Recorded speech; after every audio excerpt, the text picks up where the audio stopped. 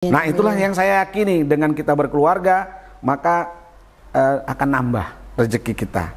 Makanya ada yang bujang-bujang di sini, yang belum punya keluarga, yang belum punya. Ini ada yang bujang ini Bapak, ada dua nih Pak.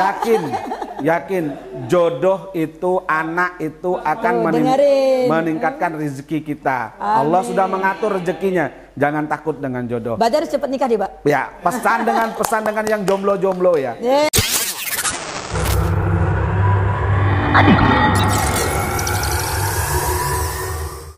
Assalamualaikum warahmatullahi wabarakatuh. Baiklah, kita ketemu kembali dalam rangka ngobrol bareng bersama Mat Safor. Dan hari ini kita kedatangan tamu yang luar biasa, yang tidak asing lagi bagi kita sebagai warga madrasah. Inilah Bapak Kasih Penmat, Bapak Haji Nurjali SEME. Assalamualaikum Pak Haji. Waalaikumsalam warahmatullahi wabarakatuh. Apa kabarnya Pak Haji? Alhamdulillah sehat walafiat. Ibu Yayu gimana kabarnya? Alhamdulillah sehat Bapak. Alhamdulillah pada hari ini kita dapat di sini kami perkenalkan podcast madrasah yang berdiri pada bulan Januari tahun 2024 di bawah pimpinan Bapak Nasruddin Jainuddin SAG MSI. Dan di sini podcast ini ada tim-tim kami yang hebat Pak Haji. Nah, ini ingin ngobrol bareng dengan Pak Haji. Siap. Kami ingin Bapak perkenalkan diri Bapak, tentang Bapak, keluarga Bapak, hobinya. Kami persilahkan kepada Pak Haji. Waduh, banyak betul. Baik, assalamualaikum warahmatullahi wabarakatuh. Waalaikumsalam warahmatullahi wabarakatuh. Alhamdulillah wa syukurillah wa la hawla wa la quwata illa billah. Allahumma salli ala sayyidina Muhammad Abdullah wa ala alihi wa sahbihi wa mawala. Bapak Kepala Madrasah yang saya hormati, Ibu Humas yang saya hormati, dan seluruh tim podcast MTS 4 Kutai Kartanegara yang saya hormati. Baik, perkenalkan, saya sering disapa Pak Haji Nurjali SEME. Kebetulan sekarang saya menjabat sebagai Kasih Pendidikan Madrasah Kementerian Agama Kabupaten Kutai Kartanegara. Saya punya istri 1, kebetulan punya anak 4, 2 laki-laki dan 2 perempuan. Nggak bikin nambah Pak Haji ya? Alhamdulillah kayaknya sudah close. Harus close ya. Close, cukup 4 saja dulu ya. Pendidikan terakhir di Magister Ekonomi Universitas Mula Warman Samarinda. Dan kebetulan saya sudah menjabat 2 tahun sebagai Kasih Pendidikan Madrasah. Upaya kita dalam mengembangkan madrasah di Kabupaten Kutai Kartanegara. Singkatnya seperti itu Ibu dan Bapak sekalian. Kira-kira Pak, sebelum Bapak menjadi Kasih Penmat itu pengalaman apa pada saat Bapak menjadi pegawai negeri hingga menjadi mengantarkan Bapak sampai ke Penmat itu Pak, singkatnya itu Pak? Penuh suka duka sih sebenarnya. Kalau kita pertama kita menjadi honorer biasa, gaji kita pertama kali itu 125.000. Tapi cukup Pak ya saat itu ya? Saat itu cukup. Pada tahun saya bekerja pertama kali itu tahun 97, sejak lulus dari dulu SEMEA, Sekolah Menengah Ekonomi Atas, lalu kita berkuliah. Nah, di situ kita mencoba bekerja sebagai tenaga honor daerah. Dulu ada namanya guru PTT. Kebetulan sedikit hobi bahasa Inggris, jadi saya dipercaya untuk mengemban tugas sebagai guru muatan lokal. Wah, keren. Bapak bisa mengajar bahasa Inggris pastinya ya. Sedikit. Mungkin bisa nyanyi lagu bahasa Inggris juga ya Pak ya. Nah, itu masalahnya. Lagu-lagu yang Inggris ini susah saya hapalkan gitu ya.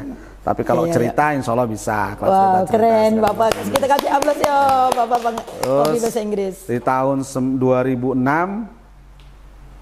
kebetulan kita menerima SK pertama kali sebagai calon pegawai negeri sipil CPNS, ditempatkan di Madrasah Aliyah Negeri Kota Bangun. Jadi kurang lebih 8 tahun di sana mengabdi. Kita kembali ke Tenggarong karena rumah saya di Tenggarong. Ini sebuah perjalanan yang sangat melelahkan. Seperti Pak Nasruddin sekarang yang dari Tenggarong ke MTS 4 Samboja, itulah yang saya rasakan. Ibu ikut nggak Pak? Nah, waktu itu Ibu nggak ikut. Jadi kita bujangan di Kota Bangun. Wow, bujangan 8 tahun Pak ya. Bujangan 8 tahun, tapi setiap malam Jumat saya pulang. Wah, seperti Bapak Kepala Madrasah nih Pak, masih pulang nih Pak. Karena Kamis itu adalah tugas negara, harus ke Kewajiban KPPN. itu, ya. Bukan, tugas negara itu ke KPPN maksudnya. Karena saya selaku bendahara dan juga sebagai kepala tata usaha. Dan juga tugas suami yang paling Sebagai setia. tugas suami yang paling setia. Itu pengalaman yang sangat sangat mengesankan bagi saya, bahwa terpisah dengan istri itu sangat luar biasa. Nah, terpisah Pasti dengan rasa kangennya keluarga, sangat luar biasa Pak ya. ketemunya itu kangennya luar biasa. Wah. Sebenarnya tuh kangennya sama anak-anak, juga ibunya anak-anak. Tapi yang paling berat dengan ibunya biasanya. Begitulah pengalaman. Alhamdulillah sekarang sudah berlalu, kurang lebih kita sudah masuk ke 18 tahun kita untuk bekerja di Kementerian Agama. Itu Ibu Ya, berarti dari perjalanan yang jauh menjadi kepala madrasah, Ya. sejauh dengan keluarga dan istri, Ya. sekarang sebagai Kasipenmat. Mungkin sebagai Kasipenmat Pak, mungkin ada visi misi yang belum tersampaikan atau yang belum sudah terlaksana atau gimana? Saya menginginkan semua madrasah itu, di visi misi saya sudah saya sampaikan tuh ada 14. Di awal saya menjabat sebagai Kasih Pendidikan, saya mempunyai 14 program utama. Wow, luar biasa. 14 program utama. Pertama yang saya inginkan adalah gaji guru-guru honor kita minimal 1 juta. Saya ingin ada pemerataan gaji di seluruh madrasah-madrasah swasta kita. Oleh sebab itu, jika mereka mengalami permasalahan gaji ini di dana Bosda atau di dana Boskap maupun di dana Bosnasnya, itu kita alokasikan harus 60% untuk belanja pegawai. Bagaimana ini bisa tersalurkan kepada teman-teman kita agar mereka mempunyai semangat kerja. Tapi kita sadar itu sebuah visi, sebuah tujuan kita yang harus kita laksanakan. Yang kedua, kami ingin menciptakan madrasah yang mempunyai performa yang lebih baik, yaitu dengan digitalisasi madrasah. Ya. Semua madrasah harus sudah mengetahui platform kita dalam madrasah digital. Jadi pembelajaran sudah tidak lagi menggunakan buku-buku, sudah harus menggunakan teman-teman ya, PPT, tapi kayaknya harus masih menggunakan berjalan. PowerPoint, media pembelajaran yang menyenangkan. Ingat satu peristiwanya adalah siswa-siswa kita itu tidak ada yang bodoh. Semuanya adalah orang-orang hebat. Tergantung gurunya yang dapat mengarahkan mereka menjadi orang-orang hebat. Saya meyakini anak-anak kita tidak ada yang bodoh. Semuanya belum menemukan guru yang tepat dengan media pembelajaran yang hebat. Saya rasa itu, Ibu. Ya, berarti kita itu harus salah mencoba. Satu atau salah dua program saya. Salah satu. Ya, masih ada yang banyak sekali. Yang terpenting kita ingin peningkatan mutu siswa dan mutu guru. Melalui apa? Melalui AKMI dan KSM. Jadi kita harus mencari bibit-bibit kita yang handal itu melalui AKMI, Asesmen Kompetensi Madrasah Indonesia, dan Kompetensi Sains Madrasah. Ini harus kita lakukan agar kita terukur dalam memberikan yang disebut dengan standarisasi pengelolaan madrasah, dan siswa-siswanya punya standar yang sudah baik, yaitu standar nasional. Paling tidak itu, Ibu. Salah satu dan salah tiganya. Nah, itu di antara visi misi Bapak tadi. Nah, ini tentunya PR buat kita semuanya, Bapak Ibu, teman-teman. Kita harus menciptakan pembelajaran yang lebih baik lagi supaya tidak membosankan kepada peserta didik kita. Karena peserta didik kita pasti akan menjadi peserta didik yang luar biasa, Pak Haji ya. Betul. Oke, Pak Haji, kira-kira ada nggak yang lebih berkesan dalam kehidupan selama kita Bapak menjabat, mulai dari kepala sekolah sampai saat ini? Siapakah kira-kira orang yang mendukung dalam membuat Bapak Haji ini sampai saat ini semakin semangat? Ya. Usianya seperti masih muda, berapa tahun ya? Masih muda gitu nah Pak. Terus selalu fit. Ya. Terus saya masih berusia 27 tahun. Itu 27 tahun. Saya masih berusia 27 tahun ini. Di waktu itu. Di waktu itu saya baru menjadi PNS, itu umur saya 27 tahun. Wow, luar biasa. Kita umur 35. Artinya yang sangat mendukung tentu saja orang tua. Sebenarnya saya tidak mempunyai cita-cita sebagai guru. Saya tidak mempunyai cita-cita menjadi orang hebat, tidak. Sederhana saja, cita-cita saya ingin menjadi penggembala sapi. Wow, luar biasa. Kalau saya ingin banyak, punya peternak sapi. Banyak Awalnya, iya. Karena saya melihat orang-orang yang peternak sapi itu hebat-hebat. Karena saya suka makan daging. Jadi saya mau peternak sapi. Pengen makan potong sapinya potong gitu. sapinya. Wow. Awal-awalnya begitu. Tapi lain dengan ibu saya. Ibu saya mengatakan saya akan memberi nama anak saya ini. Harapan saya akan anak saya ini menjadi guru. Karena ibu saya tuh mempunyai cita-cita bahwa anak saya ini akan menjadi guru. Ternyata tercapai. Jadi saya menjadi guru kurang lebih 10 tahun. Menjadi dosen itu 2 tahun. Wow, luar biasa. Dosen ya, di mana, sudah Pak? menjadi dosen. Ya di Unikarta pernah kita pernah di beberapa tempat. Kita memberikan pengajaran-pengajaran untuk kelas-kelas reguler.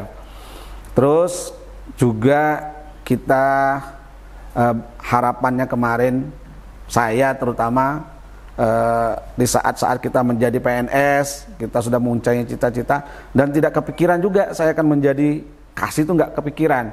Saya tahunya saya itu hanya untuk bisa menjadi orang yang berguna lah istilahnya, bermanfaat, bisa menyalurkan ilmu saya, bisa memberikan kontribusi yang terbaik. Itu pikiran saya seperti itu ya, sederhana-sederhana. Tidak ada kepikiran mau jadi ini jadi tidak ada. Jadi nilai itu adalah dari orang-orang yang menilai kita. Ya, nah yang kedua itu orang tua saya.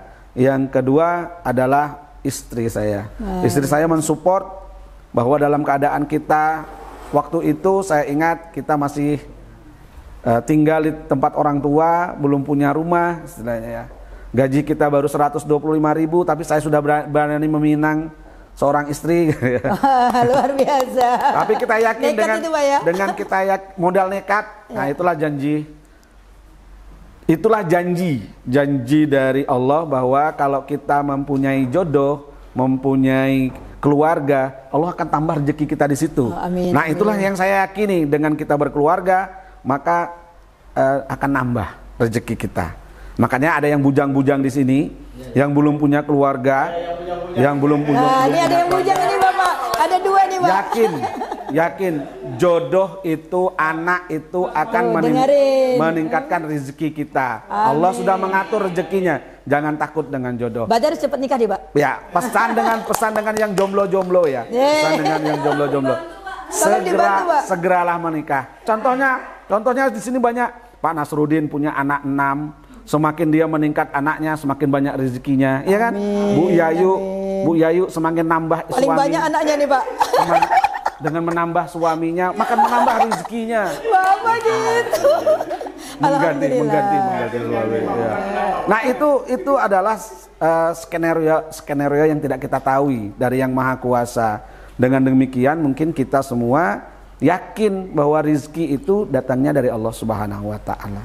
Tadi berarti pendukung dan membuat Bapak sukses adalah ridallahu ridha walidain. Ya. Ridhonya Allah tergantung pada orang tua. Dan jadi karena doa orang soleha. Tua mendoakan Bapak sebagai guru berhasil lah. Kemudian yang kedua adalah istri. Makanya Bapak-bapak teman-teman sayangi istrinya. Kalau rezekinya lebih naik. Dan yang perempuan sayangin suaminya. Yang masih jomblo jangan lupa cepat cari jodohnya.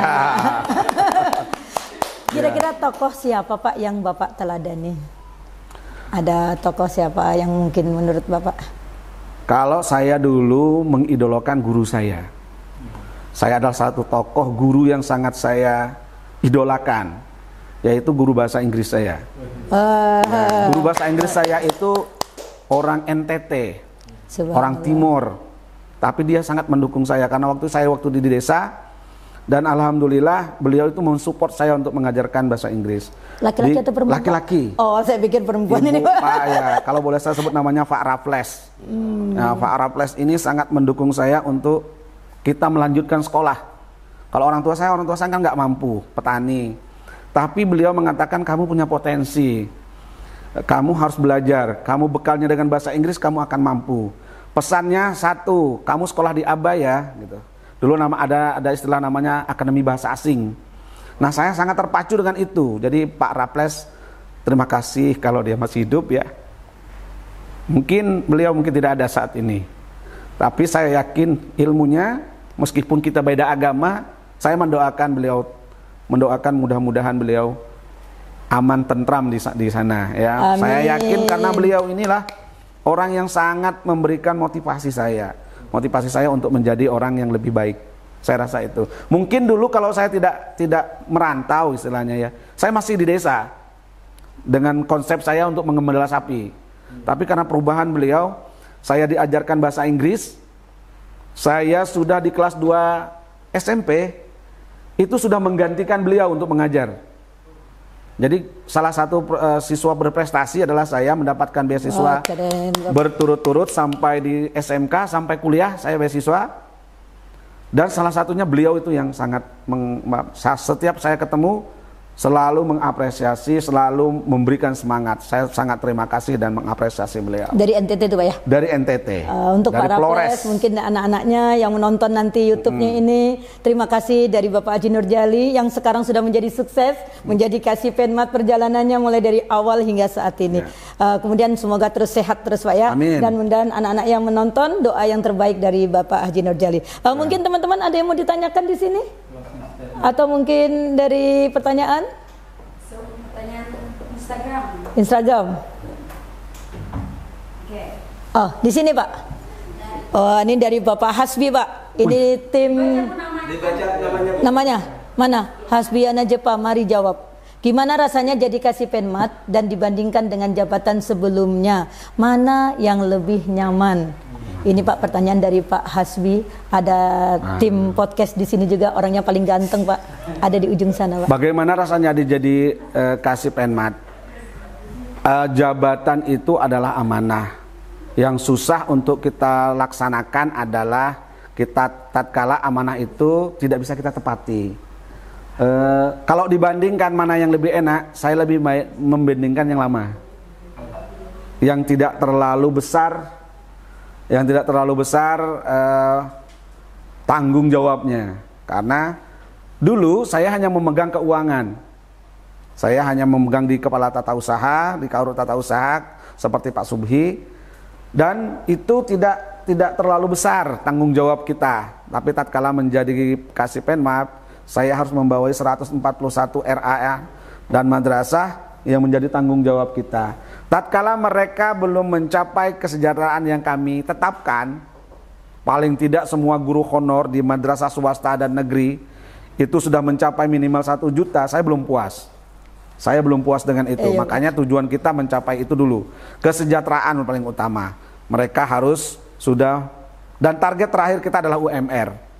Jadi harus ada upah minimum regional yang mereka terima. Paling enggak target saya sampai 24 di 2.400.000. Semoga teman-teman kita yang di honor jangan sampai merasa mereka dianaktirikan. Mereka akan diperhatikan, mereka akan diusahakan sama seperti ya. Kita kasih aplaus teman-teman. Terima kasih Pak Haji Penmat. Mungkin ada yang lain?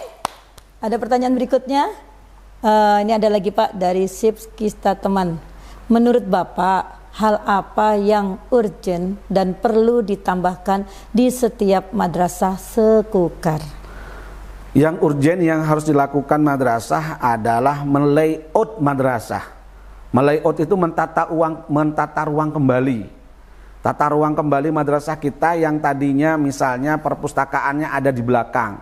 Itu perpustakaan harus ada di depan. Sebagai corong orang masuk itu adalah melihat kenyamanan di perpustakaan. Nah, yang kedua adalah kita harus membuat adanya namanya PTSP. Pelayanan terpadu satu pintu di depan. Jadi ini sangat urgent bagi kita karena ini adalah layout tampilan awal. Jadi tatkala orang masuk di madrasah itu, orang sudah melihat kenyamanan di dalamnya. Jadi meskipun di dalam ini masih ada hiruk pikuknya, tapi secara luar Bu Yayu ini kalau saya lihat dari tampilan depannya itu sudah menenangkan hati saya. Begitulah dulu. Ya. Penampilan dulu ya. Begitulah orang kalau melihat madrasah, pada saat dia melihat, dia sudah tertarik dari pandangan pertamanya. Nah, itu yang kita upayakan. Jadi jangan sampai madrasah itu terkesan kumuh. Dicat, ditampilin, dibedakin, meskipun wajah seorang perempuan itu kurang cantik, tatkala dia dibedak, dia didandani dengan baik, dia akan terlihat cantik. Berarti kita perlu poles semuanya. Perlu poles. Ya? Nggak harus Makanya asli loh ya. Itu sangat urgen itu menurut saya, karena tampilan madrasah sangat urgen. Yang kedua, perbaiki SDM di dalamnya. Jangan hanya tampilannya, tapi juga di dalamnya harus kita perbaiki. Ya. Jadi harus SPM-nya, standar pelayanan minimumnya, gurunya, gajinya dan segala macam itu terpenuhi. Jadi kita selain tampilan dari luar, di dalam juga sudah kita benahi. Ini berarti SDM. PR buat kita semuanya. Nanti kita sampaikan kepada Bapak Kepala Madrasah supaya perpustakaan kita pindah ke depan. Di sini jadikan kelas ini PR ini. Karena ini program Pak Kabid, Kepala Bidang juga. Bapak Kepala Kabid menghendaki semua orang itu bisa menikmati perpustakaan kita tuh bisa dinikmati oleh siapa saja yang berkunjung. Saya contohkan di beberapa tempat ya, Bapak Kepala, bahwa tatkala mereka masuk, mereka tuh disodorkan di perpustakaan mereka. Berarti langsung ke perpus Pak ya, masuk itu mereka Pak ya? disodorkan di perpus. Senang di perpus itu. Lalu mereka adakan perbincangan kecil, melepas lelah mereka bisa bernyanyi dan segala macamnya. Diberikan ruang. Jangan berkreasi, mereka itu akan menambahkan semangat baru. Tapi kan kita belum punya gedung perpus Pak, misalnya dipindah ke depan apa bisa gitu? Kalau kita belum mempunyai, makanya salah satu ruang kita manfaatkan. Nah, kita manfaatkan. Nanti coba kita siapa tahu kan kita masih kasih bantuan sama Bapak kan perpus yang baru gitu. SBSN nanti kita akan berlakukan, terkecuali tanahnya sudah bisa sertifikatkan atas nama kementerian. Cuman sekarang masih sertifikatnya atas nama tanah wakaf. Itu yang tidak bisa dilakukan pembangunan SBSN di MTS 4. Ya, harapan kita dengan perjuangan Pak Nasnya akan memperjuangkan tanah yang satunya itu untuk kita bangunkan menjadi SBSN. Nah, nanti di sini kita coba manfaatkan ruang perpustakaannya, bagaimana bisa kita geser dan segala macamnya. Amin. Tergantung dari kepala sekolah. Tapi kalau Pak Nasruddin ini saya yakin orangnya memang visioner. Kenapa Pak Nas ini kita juga mohon maaf kita tempatkan di sini, ingin merubahkan suasana baru di sini. Yang tadinya sangat menegangkan. Kita kasih orang-orang yang ceria. Dan selalu tersenyum Pak. Sesuai dengan motonya senyum. Karena saya paham dengan Pak Nas ini, tidak boleh orang itu tidak makan. Ya betul itu Pak. Kalau dia makan, semua harus makan semua. Dan tidak ada perbedaan. Dan tidak ada perbedaan. Itu saya sangat kagumnya sama Pak Nas itu, Pak Nasruddin. Makanya tatkala saya tawarkan, Pak Nas mau kemana? Saya ke MTS 4 Pak. Setuju, langsung saya bilang, setuju. Dan Bapak, kita punya harapan Bapak selalu di sini, lama-lama lagi di sini sampai madrasah kita menjadi lebih baik Pak. Pas saya bila-bila bilang MTS 4 Pak, saya mau ke sana. Alhamdulillah. Ya setidaknya 3 tahun lagi lah Pak. Langsung saya setuju Pak. Langsung saya setuju. Nah makanya dengan melihat teman-teman sini, setiap saya ke sini mendengar juga cerita-cerita teman di sini bahwa luar biasa kepemimpinan Kalau sekarang Pak ceria Nasruddin. Pak. Ceria. Nah, masih ada lagi mungkin teman-teman? Ya, sudah ada perbedaan ya. Ya sekarang selalu ceria, tersenyum, bahkan sebelum kita sholat selalu tersenyum. Izin Pak. Ini dari Rizka RP Tukin 2019, ada kabarnya kah? Baik, Bapak Ibu. Wow. Tukin 2019 itu edaran dari Kanwil bisa dibayarkan jika keadaan keuangannya ada. Nah, jika keadaan keuangannya ada. Nah, untuk di Kementerian Agama, khusus di Kabupaten Kutai Kartanegara, tidak punya anggaran secukup itu. Kita kurang lebih yang harus kita untuk kukar saja itu kurang lebih sekitar 8 miliar yang harus kita siapkan. Nah, ini yang kita cari dananya. Ada di satu tempat ada 600 juta. Di sini kemarin ada berapa? Sudah 700 ya. Sekitar 700 juta selisihnya yang 2019 saja yang harus kita bayar. Itu sepanjang keuangan kita di Kementerian Agama itu mampu untuk membayar itu, akan kita lakukan pembayaran. Tapi mudah-mudahan dengan adanya nanti regulasi yang terbaru kita terhadap gaji satu pintu ya, single salary dan ini akan dilakukan langsung dari pusat, otomatis ini uangnya tergabung di sana, tergabung di sana. Nah, dengan semakin uang banyak terkumpul di sana, kemungkinan besar uang itu bisa ada. Tapi jangan terlalu berharap. Saya hanya ingin berpesan, jangan terlalu berharap. Karena rezeki itu sudah diatur oleh Allah Subhanahu wa taala. Kalau memang rezeki kita, insya Allah terbayarkan. Amin. Tapi kalau belum rezeki kita bersabar dan berusaha. Dan ikhtiar. Sama kalau ibu nanti bertanya, TPP-nya gimana Pak? Sama. Enggak Pak, kami tidak nanya Pak. Nah, seandainya itu kan nanti deh, seandainya TPP bagaimana Pak? Nah, kita lagi perjuangan dengan PGMI. Kebetulan ketuanya dari sini. Kita perjuangkan, kalau memang itu rezeki kita, insya Allah kita dapat. Tapi kalau memang itu semakin kita kejar, sesuatu itu akan semakin lari. Iya. Ayam aja, kalau kita kejar dia lari. Semakin lari dia. Semakin kita kejar, semakin dia lari. Oleh sebab itu, mudah-mudahan dengan usaha kita maksimal, yang seperti ini Pak, Ibu, sudah kami prioritaskan di kementerian, bahwa yang belum terbayar, yang terhutang berapa itu sudah ada, datanya sudah ada, cuman uangnya belum ada. Uangnya belum ada. Nah, yang kedua, nanti kalau sudah ada pemberitahuan dari BPK-nya bahwa itu dibayarkan, otomatis akan terbayarkan di kami. Insya Allah akan kami tinggal bayar. Hanya masalah menunggu uangnya kapan ada di DIPA-nya Kementerian Agama. Saat ini belum ada di DIPA Pak, Ibu. Berarti kita tetap harus ikhtiar, doa. Kalau memang rezeki nggak akan pernah lari, pasti akan datang pada kita kapanpun. Nah ini Pak dari Ratna Susanti Sugiono. Nah setiap kelas di Madrasah Kukar itu ada Android, Smart TV. Setuju nggak Pak? Sangat setuju sekali. Sangat setuju sekali. Kapan ya kita berlaku? Kelas digital itu menghendaki kita setiap pembelajaran sudah minimal ada Smart TV di dalamnya. Jadi tidak lagi menggunakan yang berbasis kertas, berbasis buku-buku. Buku-buku pun sudah ada di buku elektronik.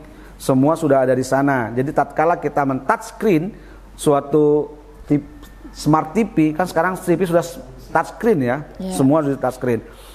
Semua seperti saya membayangkan ini kayak di TV-TV itu ya. Dia tinggal teks gitu ya. Jadi tidak perlu kita membawa buku lagi ke atas. Nah sekarang itu permasalahannya adalah guru kita mampu nggak ngoperasikannya. Tapi Pak itu memang harus perlu dicoba. Karena kalau tidak pernah mencoba tidak tahu nantinya gimana itu Bapak Ibu. Makanya yang tidak bisa ya mencobalah. Yang gaptek tanya lah sama yang pintar. Saya yakin kalau Android kita hampir semua anak-anak punya. Makanya jangan dilarang anak-anak untuk membawa HP di madrasah. Karena ini adalah ada pembelajaran yang berbasis ke HP anak-anak. Misalnya kita membuka Google Classroom atau kita membuka Google Meet, pertemuan dengan mereka secara daring. Itu harus menggunakan media-media yang ada seperti Android. Oleh sebab itu setelah pembelajaran silahkan simpan di rak-raknya.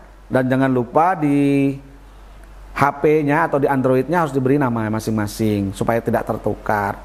Jadi setelah pembelajaran mereka harus simpan, jangan dibawa istirahat. Itu bikin kacau. Yang seperti itu. Saya setuju. Berarti Bapak setuju ya? Setuju. Ayo teman-teman. Kita laksanakan nih. Kemudian next. Masih banyak. Wah ini ada apa nih? Assalamualaikum. Kayaknya dari siapa ya ini? Ini. Apa yang paling berkesan dan istimewa dari Ibu sehingga Bapak selalu oke dan selalu kerja satset gitu kata Jokowi itu dalam kerja itu. Nggak pernah kenal lelah sepertinya Bapak itu. Apa yang Ibu ya? Apa yang berkesan dan istimewa dari Ibu? Ya pasti kita kan ada dukungan dari istri kan. Kadang nggak ada dukungan. Saya sering ngobrol sama istri. Satu yang membuat saya percaya dengan istri, dia mempercayai saya, dan saya mempercayai, itu adalah kejujuran. Adalah nilai kejujuran itu sangat, kalau setia saya masih kurang setuju. Tapi kalau jujur, kalau setia itu kan setiap tikungan ada Bu. Wah, hati-hati loh ya. Setia, tapi kalau jujur, integritas ada. kita jujur kepada istri, dimanapun kita berada, kita sampaikan bahwa saya di sini. Jangan lupa mengkabari. Dan alhamdulillah Bapak Ibu, saya sangat bersyukur kepada Allah Subhanahu wa taala karena 4 kriteria istri yang soleha itu ada di istri saya. Subhanallah, alhamdulillah. Jadi saya sangat bersyukur itu. Oleh sebab itu kata Rasulullah, pilihlah seorang istri itu dengan 4 kriteria. Nah, alhamdulillah itu ada, ya, 4 kriteria itu ada sama istri saya. Iya. Bahkan saya tidak perlu lagi mengajarkan dia agama karena dia lulusan pondok pesantren terhebat. Wah, subhanallah. Bahasa Arabnya luar biasa. Berarti ahli bahasa Arab dan dia bahasa ahli Inggris ya, Pak, bahasa ya? Kebetulan di rumah itu saya bahasa Inggrisnya, dia Ibu bahasa Arabnya. Wow, Nah, keren. Jadi sudah komunikasinya berbeda gitu kan. Nah, terus istri juga sangat mendukung kerja suami. Dimanapun suami berada, ibu itu selalu di mana sekarang. Nah, selalu memberikan informasi, paling tidak setengah hari, ya gitu, per 6 jam gitu, kita harus kasih kabar. Iya. Di mana posisi kita? Iya, kalau nggak ada posisi kita di luar, kita harus ngasih kabar. Siapa tahu terjadi sesuatu yang kita tidak inginkan.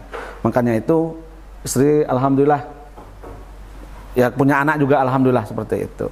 Itu Ibu. Alhamdulillah, berarti kita awali dengan kejujuran. Nah, teman-teman, jujur adalah awal dari segalanya. Dan marilah kita terus terapkan kejujuran. Jangan setia ya. Kalau setia setiap lingkungan ada. Kemudian terakhir ini Pak ya, mungkin ya, apa itu? Kata-kata hari ini. Iya, iya, itu maksudnya terakhir motivasi untuk podcast MTS N4 atau harapan itu apa itu Pak? Kalau untuk MTS 4 itu saya pakai pantunnya Pak Kabid saja. Ya. Berburu di tengah sawah, dapat rusa sebelang kaki. Cakep. Menjadi guru madrasah tidak boleh ada kata menyerah. Terus semangat, pacu prestasi. Subhanallah. Terima kasih Pak Kabid, Pak Kasih Penmat telah hadir di MTS Negeri 4 Kukar dan telah memberikan waktunya untuk ngobrol bareng bersama Mat Safor. Ya, terima kasih Mat Safor. Ya, terima kasih Bapak Hadi, mudah-mudahan selalu sehat. Amin. Dan maaf ini terlalu mendadak tadi, langsung kita tarik ke sini dan waktunya padahal mau cepet-cepet tadi Bapak buru-buru. Kami terima kasih. Sama-sama. Sehat selalu. Amin. Dan kami tutup billahi taufik wal hidayah. Wassalamualaikum warahmatullahi wabarakatuh. Terima kasih Bapak. Tolong diedit-edit ya. Yang tidak. Oh ya.